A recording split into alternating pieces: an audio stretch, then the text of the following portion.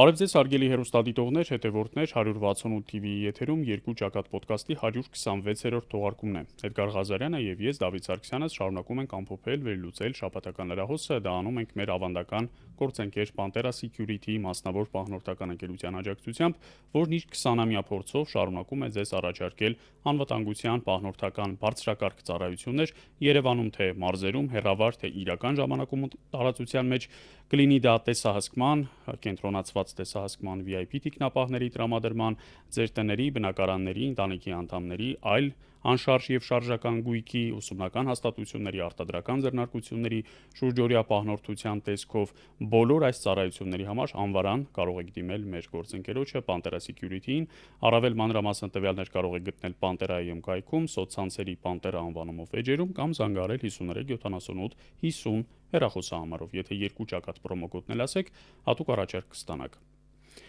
Էդգար, ես նկատել եմ, որ հատկապես այս վարչախմբի անխնա թալանին քաղաքացիների սոցիալական կեղեքմանը վերաբերող մեր զրույցները մեծ հետաքրքրություն են առաջացնում մեր հազարավոր հայրենակիցների շրջանում եւ առաջարկում եմ այսօր էլ մի քանի ուշագրավ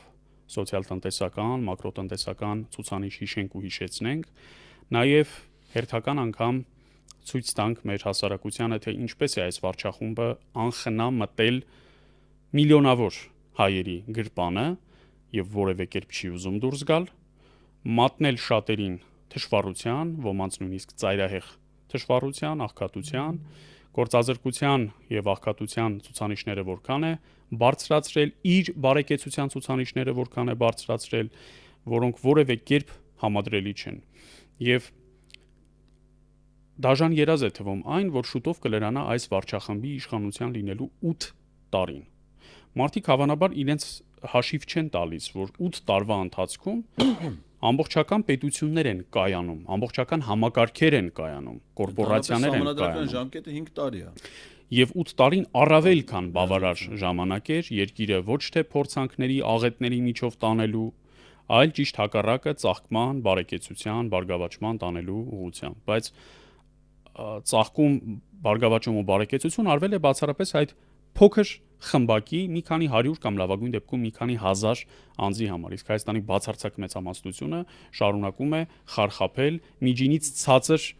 իրական եկամուտների մեջ եւ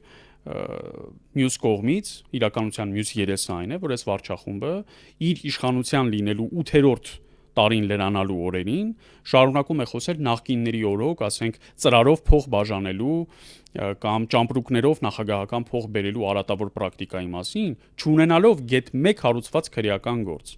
Այսինքն տասնամյակներով խոսել են այն մասին, որ պետական պաշտոնյաները տարիներ շարունակ վարձատրվել են ծրարով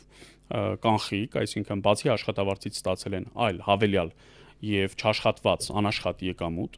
եւ կամ հարյուրավոր գործարարներ պարբերաբար ճամպրուկներով կանխիկ փող են տարել Բաղրամյան 26 նախագահական նստավայր, այս 8 տարում գեթ 1 որևէ նման հանցադրվակ հայտնաբերված չէ, ոչ առաջին, ոչ երկրորդ մասով։ Որ իրանք ասելու ամիսը ստանում են իրանց օրենքով սահմանված աշխատավարձից, ասենք վարչապետը 10 անգամ ավել եկամուտ։ Հիմա ասեք ինչ տարբերություն իրան Սուքիասյան Խաչիկը փողը ծրարով է տալի, միգուցե ժամանակին տվել է, միգուցե չեմ անում, որովհետև ինքը ասում է գործարանները տվել են, հիմա Սուքիասյան Խաչիկը գործարար է եղել, ինքն էլ падգամավոր է եղել, չէ՞։ Կարող է, չգիտեմ, այդ տպավորության ազդեցության տակ, որ այդպես բան այլ է, ենթադրել է, որ Ալեքսանյան Սամվելն էլ հանրապետականի падգամավորներին տված կլինի։ Տենց փորձել է ենթադրություններով զուգահեռներ անի, որովհետև այն էլ են խմբակցության падգամավոր։ Հիմա ճիշտ է իրանք թիմակիցներ են, բայց այն ժամանակ այն խմբակցության падգամավոր էր։ Բայց այդ ասելու պահին, որ ինքը խոսում է ծրարով փող ստանալ, իր հաշվին նստում է մոտավորապես 10 անգամ ավել գումար, քան պաշտոնատար անձանց մասին օրենքը սահմանում է վարչապետի համար։ Այսինքն դրանից ավել թալանել ոնց ալում, ասում է, ու հետո սկսում են բացատրել, խաղաղություն ենք բերեն Ալեն Սիմոնյան, խաղաղություն ենք բերել, խաղաղություն բերողները պետք է շոր հագնեն։ Այնպես տպավորություններ, որ 20 թվականից նրանք տկլոր էին, որովհետև 20 թվականին երկու պատերազմ են բերել։ Ու ես չեմ հիշում, որ Ալեն Սիմոնյանը հանվեր ու փողոցում ասենց մերկ վազեր, ասենք մոտարապես այնպես ոնց որ Վահագն Ալեքսանյանը ծառայել է բանակում։ Ըստ իրա արձանագրումները, ես ոչ մի չեմ տեսել, ընդ որում կարծում են դուք էլ այդ ժամանակ հենց ռազմական ոստիկանությունում աշխատել, վայքում է, դրանք կարող է հանդիպածել են իրար ծառայության բերումով երկուսն էլ։ Հիմա այս տպավորությունն է, որ 20 թվին Ալեն Սիմոնյանը հանվել էր փողոցում վազում էր, ասում էր կներեք ժողովուրդ, ես քանի որ ձեզ պատերազմ եմ բերել, ես արժանի չեմ այս վերնաշապիկը հագնելուն։ Բայց հիմա վերնաշապիկը հիմա է ոնց որ հանում, երբ որ սուպերսակուն գնում է իր ազգային ժողովում իր աշխատասենյակի կից հանգստի սենյակ իր հետ հանդիպան ու հերիք չի գնում է հետներ տեսանյութը նկարում են տնում են որ մեկ տենատի հետ ինչ տենալու բանա մարդ չի հասկանում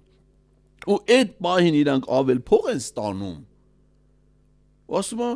բա ինչ անենք ասում ցածր էլի աշխատավարձը ցածր էլի կեթան մասնավոր այ ախպեր ջան դու այդ պաշտոնը զբաղեցնելուց առաջ գիտեիր չէ ինչքան այդ ցածրը չհամաձայնվի մա падգամավոր ընտրվելուց նայում ես օրենք ասում ես падգամավորի աշխատավարձն է 66100 դրամը բազմապատկած 10-ի 660,000 դրամ ընդից հանում ես եկամտահարկը պարտադիր վճարները կենսաթոշակային հիմնադրամին զինծառայության ապահովագրական հիմնադրամին տակը ստանում ես քո մաքուր աշխատավարձը որը 500 քանի հազար է եթե քեզ 500,000 դրամը քիչ է այդ աշխատանքի համար մի գնա դարձի падգամավոր օրինակ ինձ համար քիչ չի ես այդ փողով պատրաստ եմ падգամավոր աշխատեմ դա համարեմ ինձ համար նորմալ վարձատրություն Որքան են սրանք խոսել իբր համակարգային կոռուպցիայի բացակայության մասին իրենց կառավարման օրերին որքան ավելի շատ են խոսել այդ մասին որքան ավելի շատ են հերքել համակարգային կոռուպցիայի արկայությունը պնդել թե Հայաստանում այլևս չկա համակարգային կոռուպցիա այնքան ավելի ու ավելի շատ կոռուպցիոն ենթադրյալ հանցադրվագների մասին ենք մենք լսել պետական կառավարման եւ տեղական ինքնակառավարման համակարգի ամենատարբեր մարմիններում սկսած տարբեր նախարարություններից ժամեր առաջ ընդամենը էկոնոմիկայի նախարարության մի բարձրաստիճան պաշտոնյայի կաշառքի մեղադրանքով ձերբակալեցին Վերջացրած Երևանի քաղաքապետարանով, որի մի քանի վարչությունների պետ էր, հասարակական կարգի ապահովման ծառայության պետ է, Երևանի քաղաքապետի տեղակալ, բոլորը տարբեր ժամանակներում ձերբակալվել, ապա կալանավորվել։ Այդպես թաղապետ չկա դա, կենտրոն, Արաբկիր, Աչափնյակ, Շենգավիթ Քանիսն են Շենգավիթինը կոռուպցիա չէ, Շենգավիթինը ծեծեր, այսինքն ակնհայտ բայց դրանից փողոցային վարկերի ներմուծում էր։ Ձեզ մի անգամ էլ է, չէ՞ եղել թաղապետի տեղակալը, թե թաղապետը կոմպյուտերշիկին էին ծեծե, այն ինչ որ Այո, Ռազմիկ Մկրտչյան, այդ անձի անուն ազգանունը։ Նա ԿՊ-ից էլ դուրս եկավ իդեպ։ Հիմա ինչու հիշեցինք իբր համակարգային կոռուպցիա չլինելու մասին սրանց պնդումները, քանի որ սրանք նախկինում երբևէ եղած արատավոր բարքերին ընդհանրապես տվել են այսպես ասած օրինական տեսք այսինքն այդպես էլ չափածուցված այն դրվագները ըստ որոնց պաշտոնյաները ծրարով փող են ստացել հիմա իրենք բերել օրինականացրել դարձրել են փոխանցումով եւ բայց գաղտնի Այսինքն այդ մասին հասարակությունը չպետք է իմանա այնքան, մինչև որ մեր գործընկերներից մեկը դա պարզում է եւ հրապարակում ըստ որի 2025 թվականի դեկտեմբերին 3.5 միլիարդ դրամի ընդհանուր պարգևավճար է բաժանվել պետական կառավարման համակարգի ներկայացուցիչներին,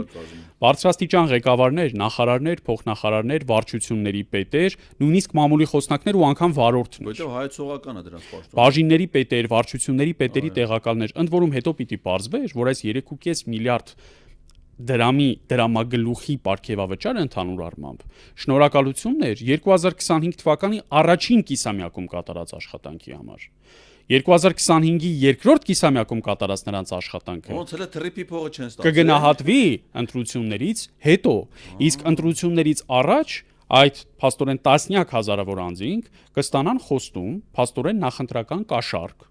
որ լավ աշխատելու, ձայներ հավաքագրելու, ԿՊ-ի համար իրենց բարեկամներին, ծանոթներին, հարազատներին, մերձավորներին, ազգակիցներին մոբիլիզացնելու դեպքում իրենք կստանան սրանից միգուցե մի քանի անգամ ավել հավելավճար, պարգևավճար, աշխատավարձային ֆոնդն էլ կբարձրանա։ Արդարադատության նախարար Սրփուի Գայլյանն ասում է, չէ, որ մի հատ էլ Գագտենակ ասում է, ինչ մոտիվացիոն մթնոլորտ է մեր հիմնարկում էս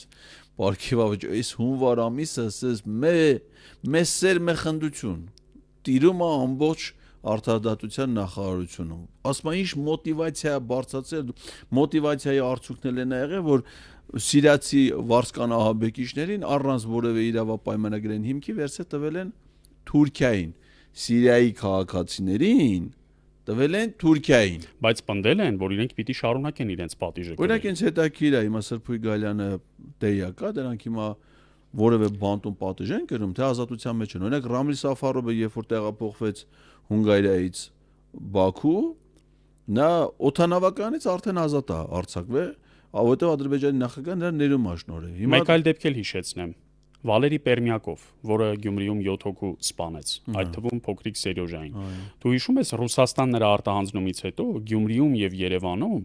շարունակաբար ցույցեր էին հայտնի աշխուժակների մասնակցությամբ։ Եվ այդ անձինք պնդում էին, որ իրենք պետք է իրենց աչքով տեսնեն եւ համոզվեն, որ Վալերի Պերմյակովը շարունակում է կրել իր պատիժը ռուսական բանտում։ Բայց օրինակ սիրիացի մարդասպան վարձկան ահաբեկիչների պատժի կրումը շարունակելու որևէ ապացույց, որևէ մեկին եւ նույն այդ աշխուժակներին բարձվում է, չի հետաքրքրում։ Նրանց շատ հետաքրքիր չի։ Տասնյակ, եթե ոչ հարյուրավոր հայերի մորթած այդ տեսանյութերը փաստորեն նկարահանած այդ ամբողջը տեսանյութերով տարածած եւ այդ ամենի վրա հրճվող սիրիացի վարձկան ահաբեկիչները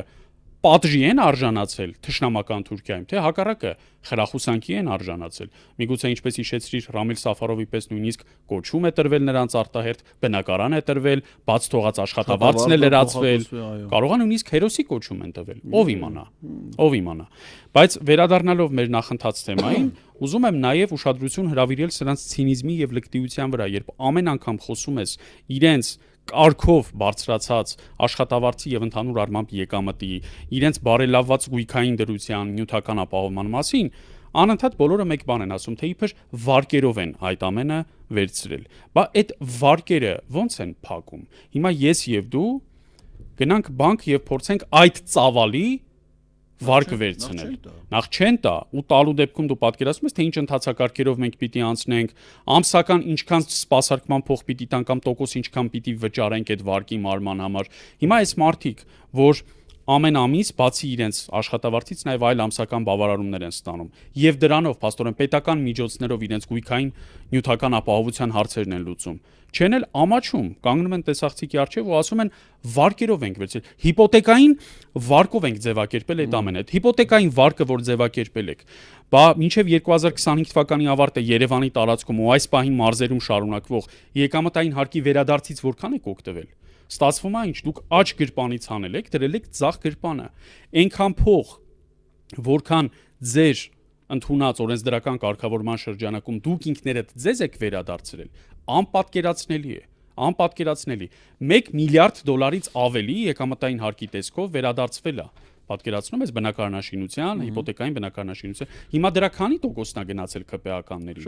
Մարդիկ կան, որոնք իրենց հենց այդ հայտարարագրերում տեսնում ես 2, 3, 4, 5 անշարժ գույք են ձեռք բերում։ Ավելի շատ շարժական գույքեր են ձեռք բերում։ Օրինակ ես այն օրը նայում եմ Սիսակ Գաբրելյանի, դրա մշակման հերթներ, ուրեմն սա Գյումրիում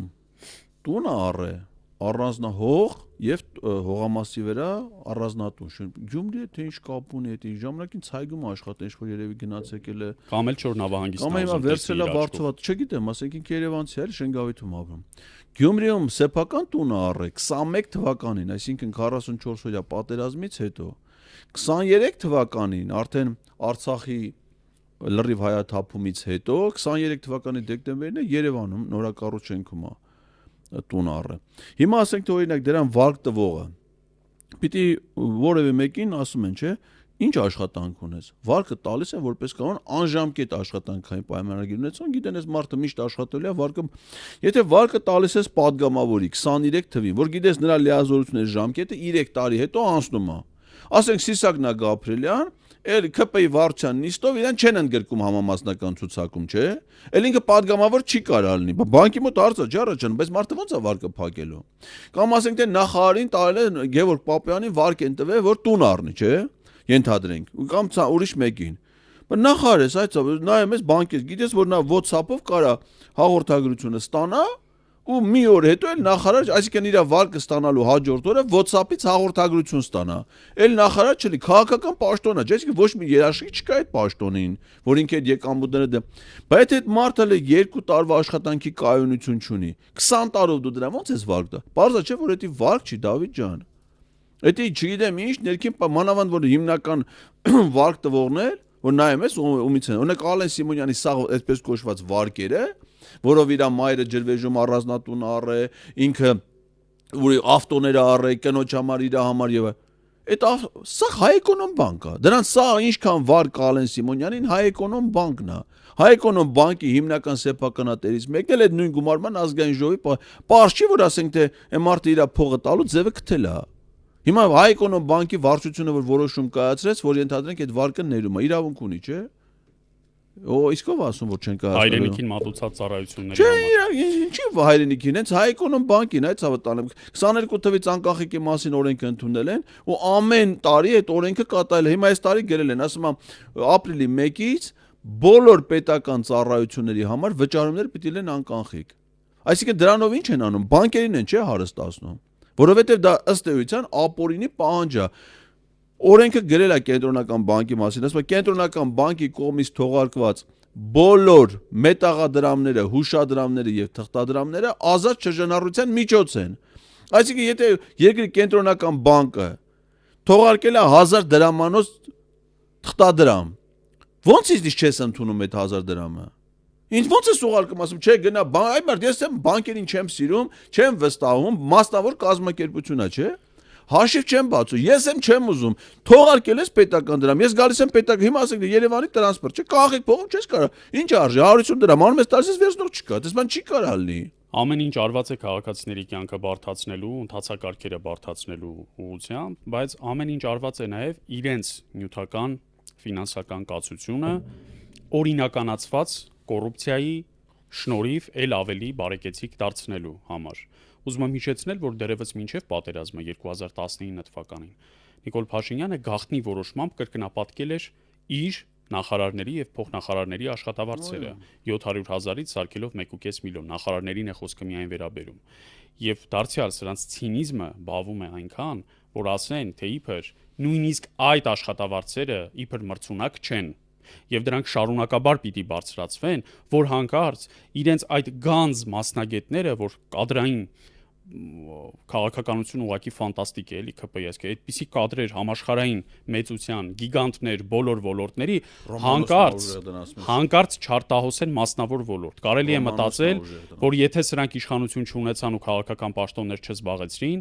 որևէ կազմակերպություն նայելու է իրենց ուղղությամբ կամ նրանց CV-ներում ինչ է գրված լինելու, կամ նրանց, ասենք, մասնագիտական արժանինքները, նրանց արհեստավարժությունը, պրոֆեսիոնալիզմը, ով է գնահատելու։ Հիմա այս ամենը արվում է բացառապես ֆիրմաներ կան բացառապես մեկ նպատակով ֆիլմ արտադրության նկատի ունես։ Հա։ Կարելի ես մտածում եմ BMW-ից է կարող առաջարկել, քանի որ ինքը մի անգամից տվեց $90,000 մի հատ BMW առավ։ Մտածել եմ որ եթե դու ժամանակին քո պետական դիրքը օգտագործել ես ընկերությանը տենց օգուտ ես տվել, կարող անդել տանեն գովազդային, ասենք ենթադրենք մենեջեր։ Այսինքն BMW-ի գովազդի մեջ նկարվի։ Դες կարող է երկուսը խլեն կտանեն։ Սպասում են։ Նրանք սպասում են թե երբ Ալենը իշխանությունից կհեռացվի, որ միանգամից գործնակ։ Էլ չեմ ասում ընդ Լուլուկա, ընդ Հասմիկը Հակոբյան, Արուսյակ Ջուլակյան կա, դրանք գիտես ինչ։ Վարորդ Վարոն Հասմիկի բարեկամներ։ Հա, Վարոն կտանեն Mercedes-ի գովազդի մեջ։ BMW։ Այս ամբողջը մենք ասում ենք հերթական անգամ հավաստելու, որ առավել քան երբևէ հիմա Հայաստանում համակարգային կոռուպցիա է, պարզապես այն ունի փոքրինչ այլ դրսևորումներ։ 90-ականների կամ 2000-ականների վայրի մեթոդներով չեն հիմա զբաղվում կոռուպցիայով։ Ճիշտ այնպես, ինչպես օրինակ ընտրակեղծարարությունը այլևս 90-ականների լույս անջատելու եւ քվեատուփ գողանալու տեսքով չի արվում։ Դրա շատ ավելի smart lights տարբերակներ կան, որոնք շատ դժվար են բռնվում։ Եվ այո, այս անկանխիկ շրջանառության ամբողջ իմաստը նաեւ իրենց իրական եկամուտները, ավելի ճիշտ իրենց օրստորե բարելավող գույքային, նյութական եւ ֆինանսական վիճակը թաքցնելն է, բայց քաղաքացիներին շարունակաբար կրենքի տակ պահելը։ Վերահսկելը։ Այսինքն իշխանությունը պիտի տեսնի, թե Էդգար Ղազարյանը, Դավիթ Սարգսյանը եւ 100,000-ավոր մեր մյուս հայրենակիցները որտեղ սնվեցին, ինչ ծառայությունից օգտվեցին, որ խանութից ինչ գնում կատարեցին, բայց դու պատկերացում չունես, թե օրինակ ամսվա վերջին նախարարների ստացած 8 միլիոն դրամ հավելավճարով իրենք ինչ են արել։ իրենք հաշվետու չեն դրա համար եւ նույնիսկ իրենց գույքի եւ եկամուտների հայտարարագրերում դա չի երևում։ Ակնհայտ է, որ այդ գույքի եւ եկամուտների հայտարարագրերի մի մասը կեղծ է եւ պարբերաբար նաեւ լրագրողական հետաքննություններ են հրապարակվում, որոնցով այդ անձինք իրենց փաստացի ունեցվածքը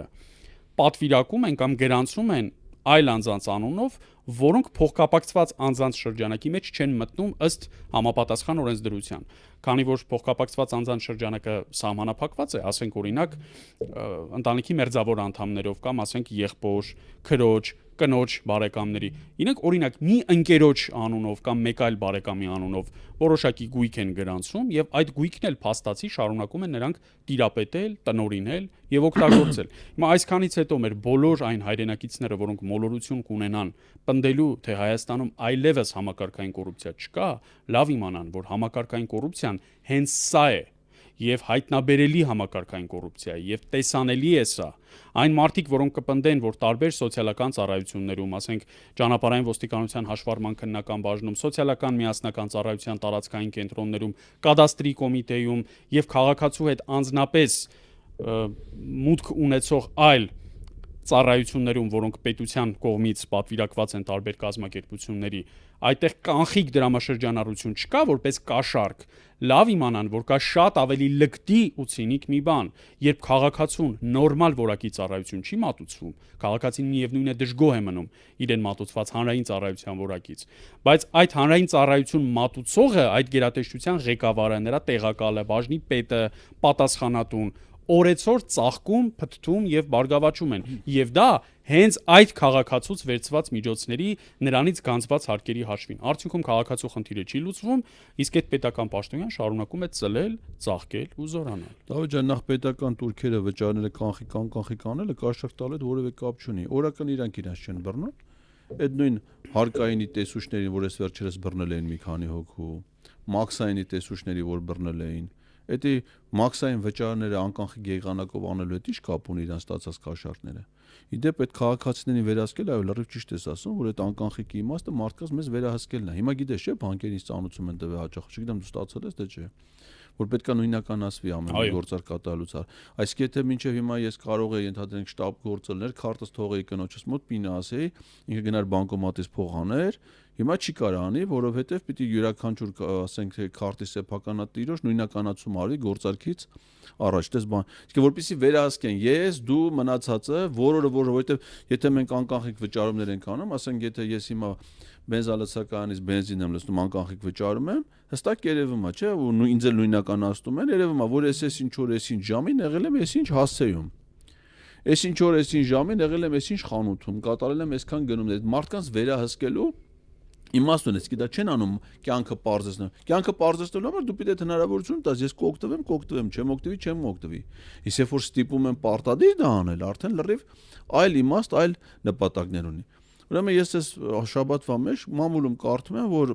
ՔՊ-ի падգամավոր Արթուր Հովհաննիսյանը ազգային ժողովից ի թիվս իր 3 միլիոնի, ի թիվս է մյուս ավելավճարներ 100,000 դրամը ստանում է բնակարանի վարձի փոխհատուցման տրամաբանական հարցը, չէ՞, Երևանում հաշվառված մարդը, Երևանում հաշվառված, ես դրա հետ դատվել եմ, հասցեն գիտեմ, նամակները գրում եմ հետա գալ։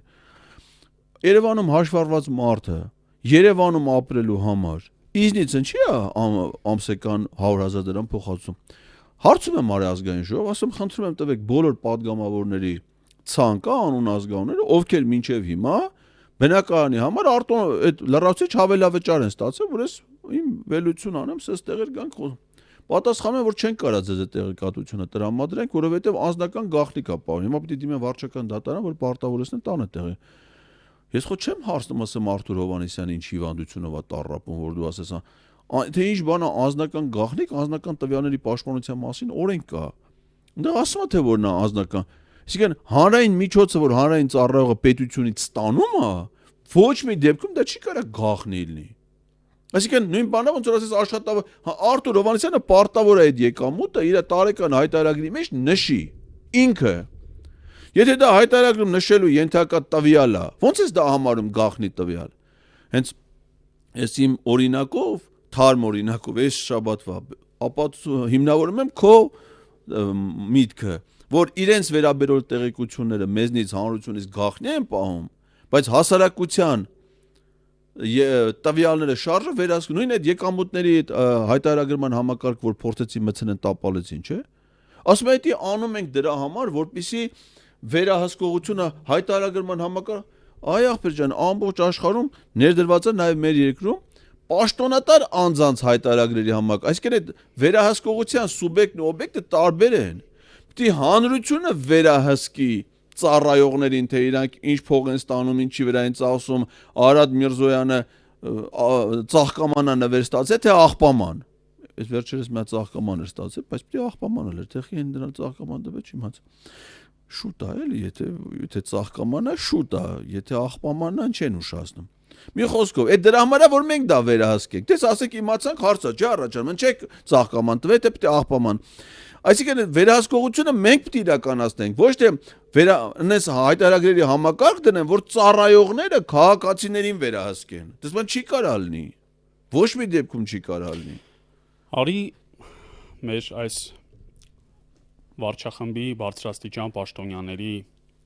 լկտիության, նրանց բարձր աշխատավարձերի, հավելավճարների ու պարգևավճարների դրույք աչափերի ֆոնին հիշենք, թե որքան միջին աշխատավարձ են ստանում մեր համերկրացիները։ Միջին անվանական աշխատավարձը Հայաստանում այս պահին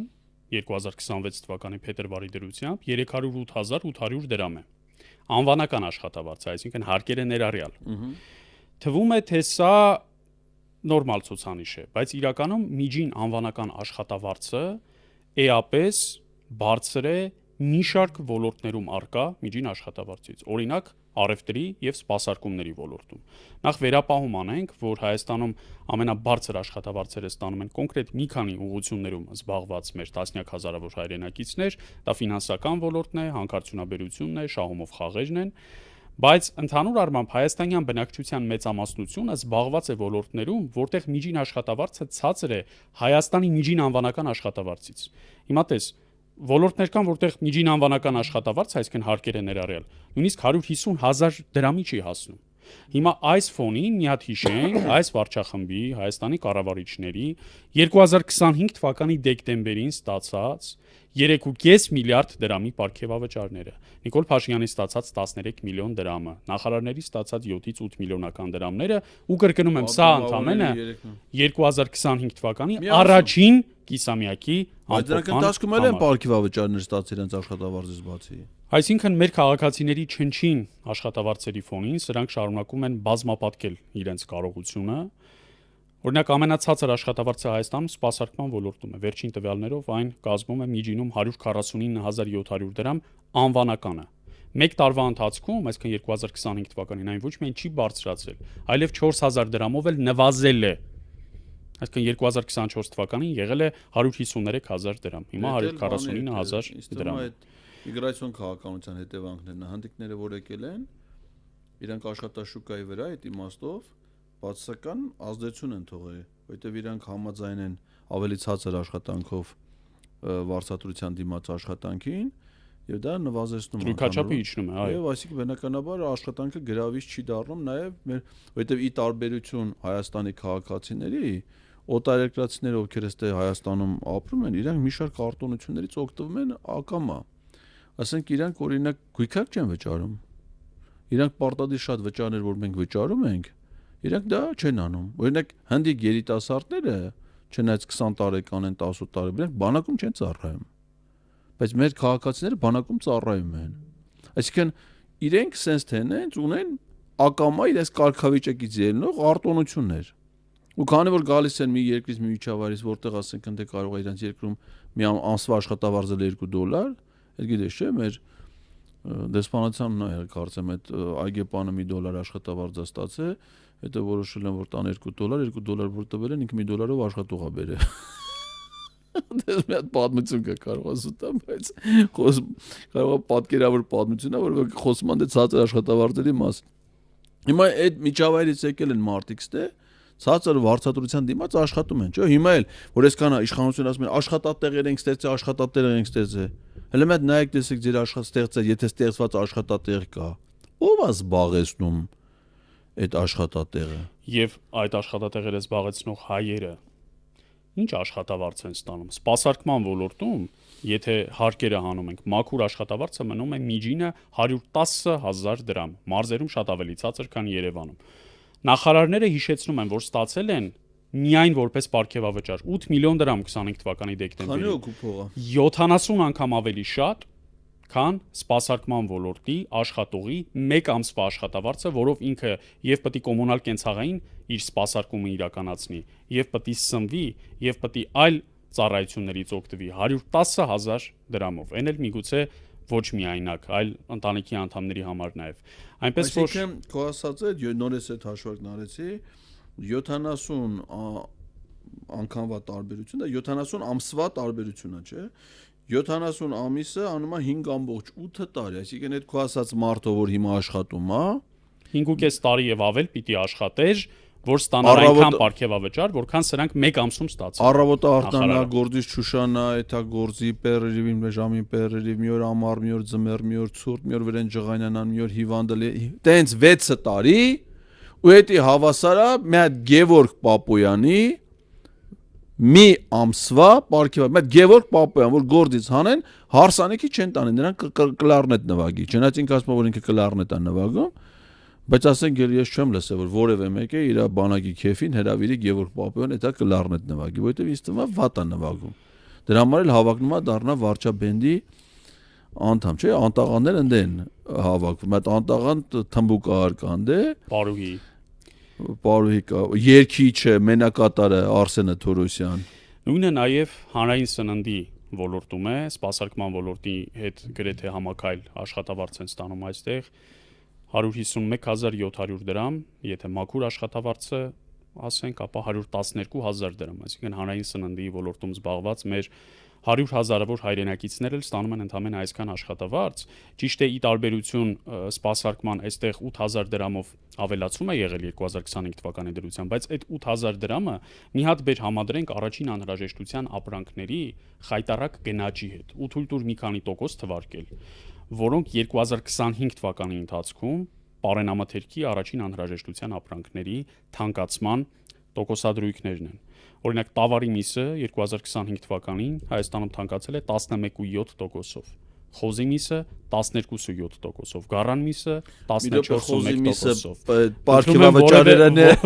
Պարգևավճարները համեմատություն մի արա։ Ձուկը 18.3%-ով է թանկացել 2025 թվականին, արևածաղկի բուսական յուղը 8.2%-ով, սուրճը 9.5%-ով,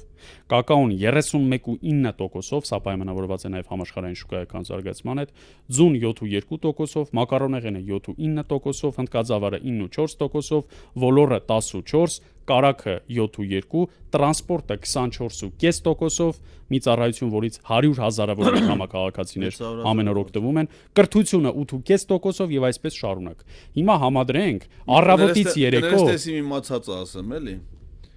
Այս ամեն ինչը առնելու համար այդ քո թվարկածը սուպերմարկետում մեզ տալիս էին տոպրակ։ Մինչև ադրբեջանա-թուրքական հեղափոխությունը դրա գինը 5 դրամ էր կամ 10, որոշ խանութներ տալիս էին անվճար, եթե գնումներ անում էր այդ տոպրակը։ Հիմա այդ նույն տոպրակը մի քիչ ավելի են հաստատել, որ բնության ավելի շատ վնաս տանել, որովհետև այդ հաստ ավելի դժվար կմաշվի, քան այն բարակը, ու դարել է 50 դրամ։ Այսինքն այս իշխանությունը մենակ այդ խանութի գնումների տոպրակը մեր համար թանկացրել է, ստե տոկոսներով չի, անգամներով է։ 10 անգամ։ 10 անգամ։ Ու էդ էլ ասենք գնես բանա, որ չես կարա էլի խանութից առևտուր անես, ասես գրկած տանես էլի, պետք է տոպրակի մեջ դնի։ Ու այդ գիտես օրական ինչքան ալնում։ Մարդիկ էդի այդպես 50 դրամ վճարելով եթում են, չէ՞, ամսվա վերջին հաշվում ես, ասում ես այ մարդ, մենք սրան ինչքան փող տվենք էլի, ոչ մի բանին։ Նույնը բանկային փոխանցումների համար միջնորդավճարներն են, փողի կանխիկացման եւ ապականխիկացման, այսինքն հաշվի կամ քարտի վրա դնելու համար միջնորդավճարներն են, կոմիսիաները, առավելևս բանկից բանկ, այսինքն մեկ առևտրային բանկից մեկ այլ առևտրային բանկի քարտի կամ հաշվի համարի փոխանցման համար կոմիսիաները սարսափելի մեծ եւ բանկերի կապիտալիզացիայի աճող տեմպերը հենց դա են վկայում, որ բանկերը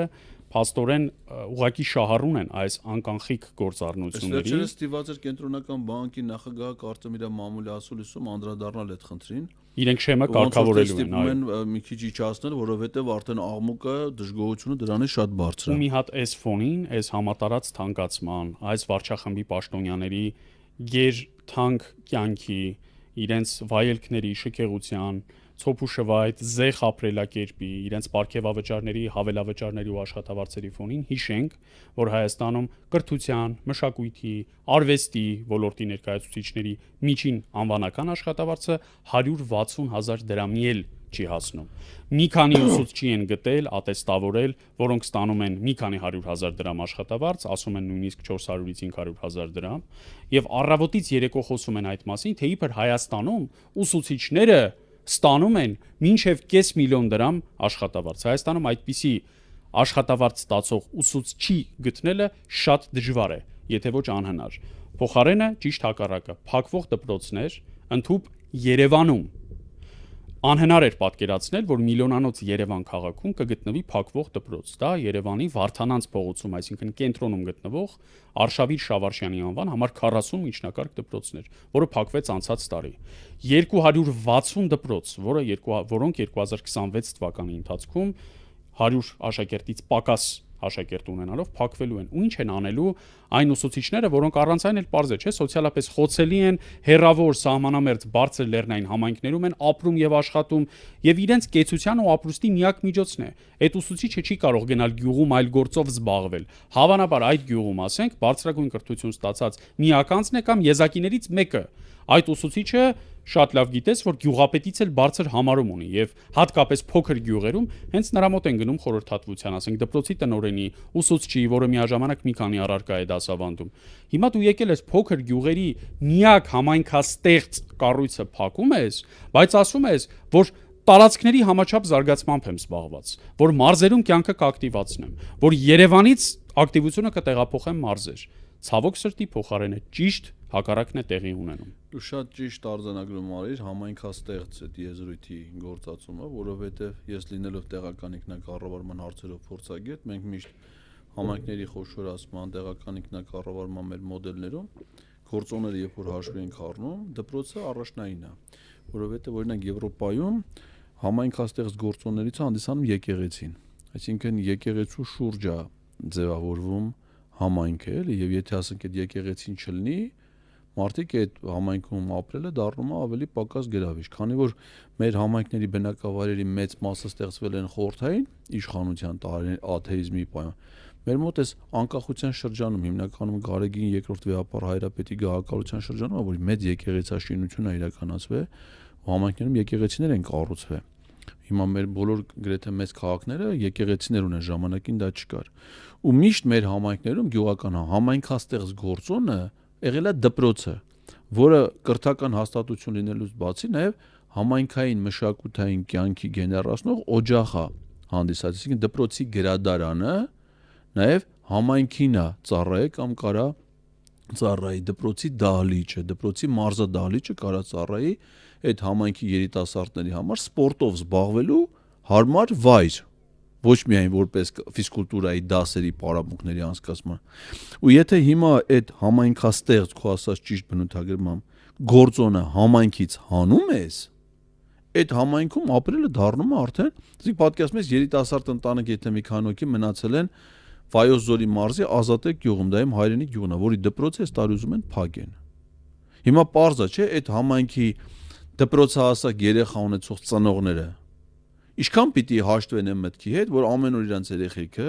ընդ որում տարբեր տարեքի երեխա, չէ, մեկը կա առաջի դասարան, դրանք շուտ են հիվանդանում, շուտ են լացում, ճիշիկա գալի, մամային են ուզում, նեղվում են հոգեբանորեն, նրանք չեն կարա սպասեն, մինչև 8-րդ դասարանի երեխայի դասերը պրզնի, որ իրանց գյուղի ավտոբուս իրանց հետ բերի գյուղ։ Պարզա չէ, այդ դիսկոմֆորտը, էլ չեմ ասում ձմեռը ճանապարհները փակվելու է, ավելի վտանգավոր է դառնա։ Այդ ավտոբուսներով աշակերտներին տեղափոխել Եվրոպայում շատ տարածված է, բայց աշխարհագրությունը ռելիեֆը, այսինքն հարթ տարածությունների մեջ, օրինակ Արտաշատի գյուղերում կարող է դա կարողանաս անես։ Սյունիքում, Վայոց ձորում, Տավուշում, Արագածուտում չես կարա դա ուրիշ ռելիեֆ է։ Բնակավայրի միջև հեռավորություն։ Հիմա եթե գյուղական դպրոցները փակում են, այդ համայնքները արդեն նրանց հետագա գոյությունը դառնում է վտանգված։ Մեր զրույցը վերամփոփենք Հայաստանում գնաճի շատ բարձր տեմպերի մասին արձանագրումներով։ Այս վարչախումբը սիրում է շարունակաբար պնդել, թե իբր Հայաստանում գնաճը գրեթե զրոյական է, բայց շատ զարմանալի է, երբ միջազգային կամ նույնիսկ տարածաշրջանային փորձի հետ համադրումներ են կանում եւ տեսնում, թե Հայաստանում բոլոր տողերով, այսինքն սպասարկման, ծառայությունների, առևտրի, առաջին անհրաժեշտության ապրանքների, բարենամթերքի ուղղություններով ինչպիսի էական գնաճ կա։ Դա մենք չենք փաստում։ Դա համաշխարհային սոցիոլոգիական առաջատարներից Նումբեո ծառայությունն է փաստում եւ հերթական անգամ արձանագրում է, որ Հայաստանը գնաճի տեմպով, կյանքի թանկության տեմպով առաջատար է տարածաշրջանային բոլոր պետություններից։ Պատկերացնում ես անգամ Թուրքիայից։ Թուրքիայում վերջին մի քանի տարիներին խելագար տեմպով գնաճ է 300, 400, 500, 600%-ով։ Ապրանքներն ու ծառայությունները թանկանում են։ Իրանը ընդհանրապես համեմատելի չի, որովհետև համաշխարհային տնտեսությունից որոշակիորեն մեկուսացած է։ Հայաստանը շատ ավելի թանկ ծառայություններ եւ ապրանքներ է մատուցում, քան Վրաստանը եւ նույնիսկ Ադրբեջանը։ Վրաստանը Հարավային Կովկասի ամենաէժան պետությունն է եւ դա է պատճառը, որ մեր տասնյակ հազարավոր հայրենակիցներ օրինակ հանգստանալու համար պարբերաբար մեկնում են Վրաստան եւ ոչ միայն ծովափնյա շրջաններ, այլև մայրաքաղաք Թբիլիսի կամ այլ վայրեր, որտեղ ամեն ինչ մի քանի անգամ ավելի էժան է, քան Հայաստանում։ Իդեպ Ռուսաստանից եւս շատ ավելի մեծ ներհոսք կա դեպի Վրաստան, քան դեպի Հայաստան, պայմանավորված ծառայությունների էական մատչելիությամբ։ Ադրբեջանը նույնիսկ ավելի էժան պետություն է, սրճարանից սկսած մինչև ասենք հագուստի առևտուր եւ տրանսպորտ։ Ամեն ինչ ավելի էժան է, քան Հայաստանում։ Եվ միայն Հայաստանում է, որ կյանքը այսքան թանկ է, եւ միայն Հայաստանում է, որ մարդկանց իրական եկամուտները որպես կանոն չեն աճում, բայց աճում են ԿՊԱ-կան պաշտոնյաների, աշխատավարձերի, պարգևավճարների, հավելավճարների դրույքաչափերը։ Գույքահարկիչ կամ բարձրացին բազմապատիկ անգամներ, դե տոկոսներով չի։ Անգամներով է, 4 անգամ, 5 անգամ նայած գույքի արժեքից ելնելով։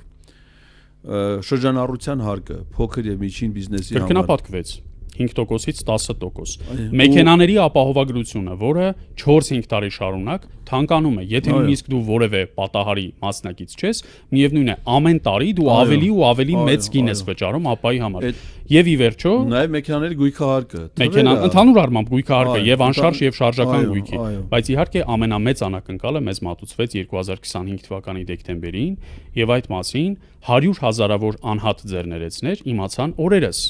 երբ իրենց հարկային պարտավորությունները պիտի կատարեն, պարզվեց, որ 2025 թվականի դեկտեմբերին խորհրդարանում հապշտապ առաջին եւ երկրորդ ընթերցմամբ ընդունված օրենքին առողջապահական ապահովագրության մասին տրվել է հետադարձ ուժ, այսինքն 2025 թվականի ամբողջ ընթացքի համար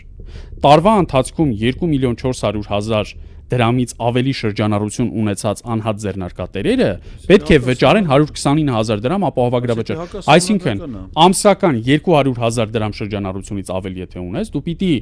անցած տարվա համար դեկտեմբերին է ընդունվել, ու դու բնականաբար ուզեիր չէիր կարող որևէ ծառայությունից օգտվել։ Պիտի 129,000 դրամ հենց այնպես վճարես Փաշինյանին, նրա գրպանը դնես ուղակի։ Ամսական 200,000 դրամի շրջանառության եղած է, ի՞նչ է այդ գար։ Պարզա որ ցանկացած ԱԶ ավելի բարձր շրջանառություն ունի, չէ՞։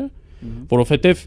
բոլորը գործում են արդեն սպիտակ դաշտում, որևէ մեկը չի ուզում թաքցնել իր եկամուտները եւ հարկերը։ Եվ հետեւաբար դու հենց այնպես ուղակի քո հաճույքի համար ամբողջ 2025 թվականի վրա տարածում ես մի օրենք, որը 25 թվականին չի գործել, նույնիսկ դեկտեմբերին չի գործել։ Եվ եթե չես վճարում 2026 թվականին, քո առողջապահական ապահովագրության փաթեթը չի ակտիվանում։ Արմեդում դու քեզ տեսնում ես որպես ոչ ակտիվ։ Ահա այսպեսի հետաքրքիր եւ ուշագրավ անակնկալ։ Դրա փոխարեն ասում են, երբ որ թոշակառուները գնում են առողջապահական ծառայությունից օգտվում են, այդ նշանակում է մենք իրանց թոշակը բարձրացրել ենք։ Այս հիմա ԿՊԱ-կան падգամավորների թեզն է։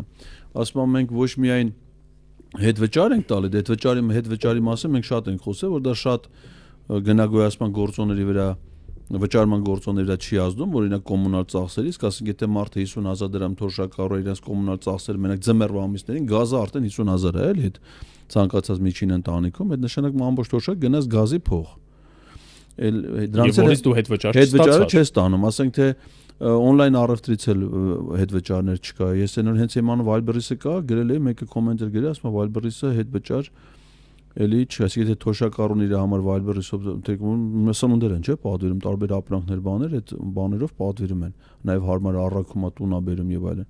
Դրանից էլ իրանք հետ վճարներ չեն։ Այսինքն հերիք չէ, այդ հետ վճարը գործնականում չի կիրառում։ Հետն էլ ասում են, դե հաշվեք 1 միլիոններ տալիս ենք առողջապահությունից, ծառայությունից եք օգտվում, ուրեմն թոշակ բարձրացել ենք 1 միլիոն դրամով։ Մարդու ապուշի տեղ։ Ասում են ոնց է չլինի թոշակառու մարդը առողջական խնդիրներ կունենա, հիվանդանոց կգնա, որ օգտվի, հետո որ թոշակառու մարդ է, ուրեմն թոռ է կունենա։ Մեծ մասը թոռն է, բայց թոռն է դպրոց են հետում։ Այդ նշանակում հանրակրթական դպրոցի սաղ ծախսը բաժանես թոշակառուների վրա, ասես ամսական 2 միլիոններ ձեր թոշակ դպրոցներով ենք ավելացել, որովհետև եթե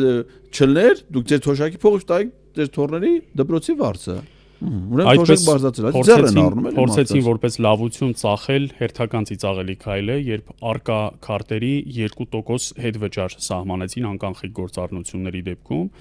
եւ եթե ելնենք քիչ առաջ նշածս միջին աշխատավարձերի ծառայությունների եւ առևտրի անկանխիկ գործառնություններից, ասենք մարդը ստանում է պայմանական 150,000 դրամ աշխատավարձ եւ օրինակ 100,000 դրանից 100,000 դրամը քարտովա, չէ, առևտուրանում։ Այդ 100,000 դրամի 2%-ն է, ինքը ընդամենը կարողանում հետ բերել արկայի հետ վճարի համակարգով։ Այնպես որ այս ծիծաղելի թվերի մասին կարծում եմ շատ իմաստ չունի խոսելը։ Եթե փորձենք ամփոփենք եւ դա կապենք մեր գործընկերոջ հետ, ուրեմն քանի որ հիմա թոշակառուները շատ են ու իրանք սկսել են արդեն 1 միլիոն դրամից ավել ամիսը թոշակ ստանալ, իսկ այնտեղ 100 տարի եւ ավել ապրած մարդկանց տալիս են նաեւ 1 միլիոն դրամի փոխհատուցում, այդ փողը ծախսելու լավագույն տեղը իրենց անվտանգության մասին մտածելն է։ Իսկ անվտանգության մասին մտածողները դիմում են Pantera Security մասնավոր պահնորդական ընկերությանը, որովհետև այդ ընկերությունը իրականացնում է ոչ միայն անհատների VIP պահնորդական ծառայություն, այլ հիմնականում իրականացնում է բնակելի եւ կոմերցիոն տարածքների ուսումնական հաստատությունների, ֆինանսական հաստատությունների, առողջապահական հաստատությունների եւ որ ամենակարևորն է առանձնատների, մապահեսների, տարածքների պահպանություն, ինչպես ավանդական մեթոդներով, այնպես էլ ժամանակակից ինֆորմացիոն տեխնոլոգիաներով տեսահսկման տարբեր մեթոդները կիրառելով։ Այնպես որ անվարան դիմեք Pantera Security մասնավոր պահնորդական ընկերությանը, ծառայությունների մասին ամբողջական տեղեկություններ կա Pantera.am կայքում, իսկ համագործակցության համար զանգահարեք 010 53 78 50 հեռախոսահամարով։ Այսքանը հարգելի հեռուստադիտողներ, հետևորդներ, սա երկու ճակատ ոդկասթի 126-րդ թողարկումն էր 168 TV-ի եթերում Էդգար Ղազարյանը եւ ես Դավիթ Սարգսյանը փորձեցինք առավելապես թեմատիկ զրույց անել այսօր եւ պատմել այս վարչախմբի սոցիալ-տնտեսական հիմնական ցուցանիշների, նրանց լկտիության ու ցինիզմի եւ մեր հասարակությանը թշվառության մատնելու նրանց քաղաքականության մասին։ Լրահոսը կամփոփենք նաեւ մյուս ուրբաթ մեր հավանդական 21-ից 21-ին։ Ցտեսություն։